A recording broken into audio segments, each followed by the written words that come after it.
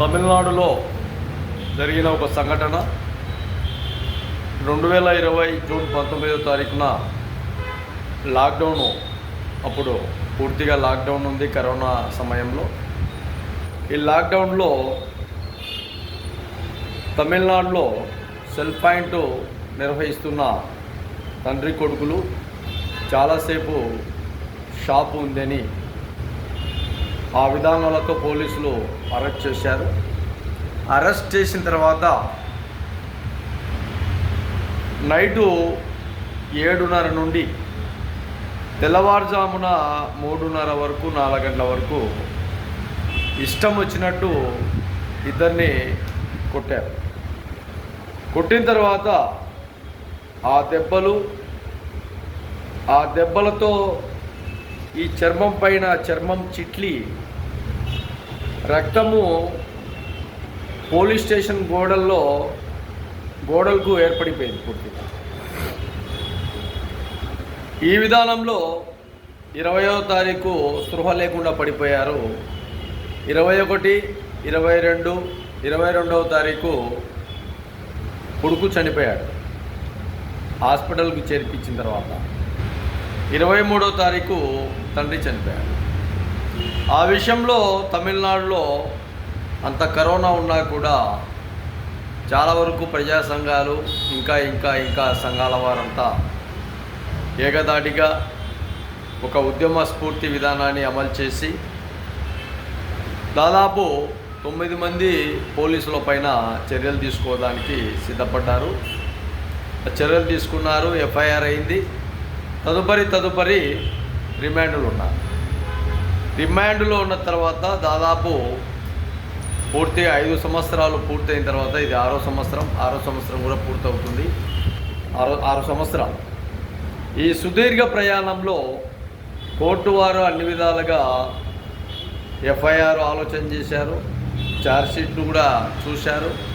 ఎక్కడ ఏ విధంగా సిబిఐ ఎంక్వైరీలో ఒక ఎస్ఐ, ఒక ఏఎస్ఐ, 2 హెడ్ కానిస్టేబుళ్ళు, ఇంకా మొత్తం 9 మంది పోలీసులు ఈ ఇబ్బందులు గురి చేసే విధానంలో వాళ్ళను చంపారు.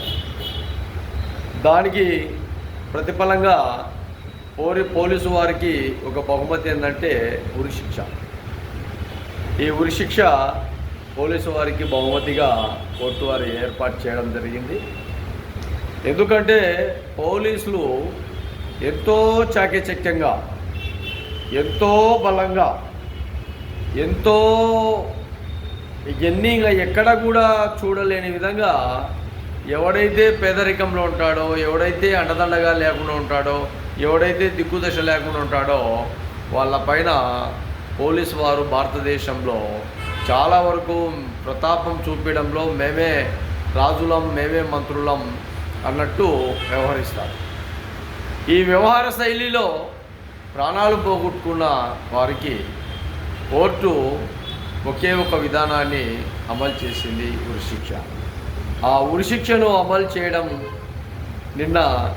ఈరోజు పేపర్ న్యూస్లో రావడం కూడా మంచి విధానమే.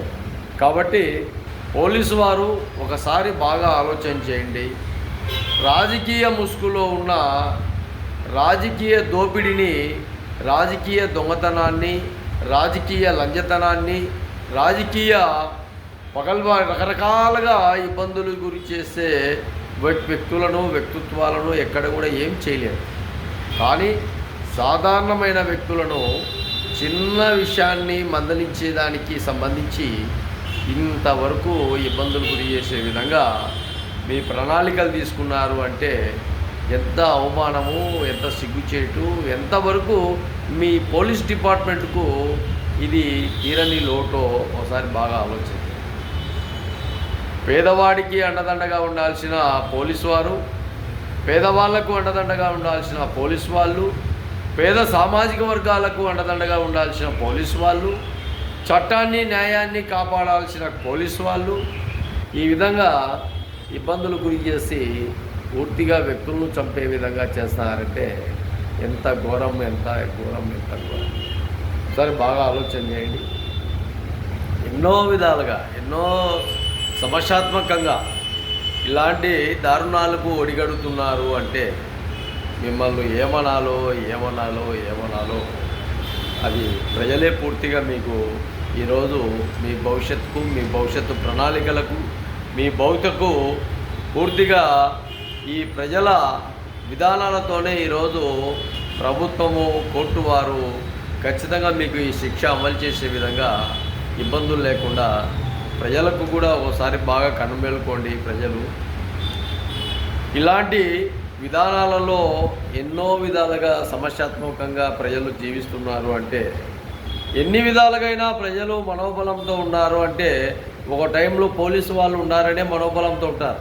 కానీ ఆ పోలీసు వాళ్ళు రక్షించే వాళ్ళు కాకుండా భక్షించే వాళ్ళుగా తయారైతే అది పూర్తిగా సొసైటీకి కూడా ప్రమాదకరం. కాబట్టి పోలీసు వారు అన్ని విధాలుగా ప్రజలకు అండదండగా ఉండే విధంగా, ఒకవేళ ప్రజల్లో ఇబ్బందులు గురి చేసే ఇబ్బందులు గురి చేస్తున్నారంటే వాటిపైన చర్యలు తీసుకోవాల్సిన వ్యక్తి మీరే.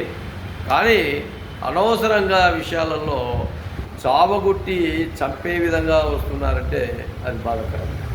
బాగా గుర్తుపెట్టుకోండి, బాగా గమనించాలని Andhra Pradesh police, Karnataka police, Tamil Nadu police, రాష్ట్రాలు ఎవరైనా కానీ, తెలంగాణ కానీ, ఎక్కడైనా కానీ పోలీసు అంటే ప్రజలకు బలం, ప్రజలకు అండదండ అన్నట్టు మీ వ్యవహార శైలి ఉండాలని మనస్ఫూర్తిగా మహాజన రాష్ట్ర సమితి ఆంధ్రప్రదేశ్ ద్వారా ఈ విషయాన్ని పూర్తిగా పోలీసు వారికి తెలియజేస్తారు.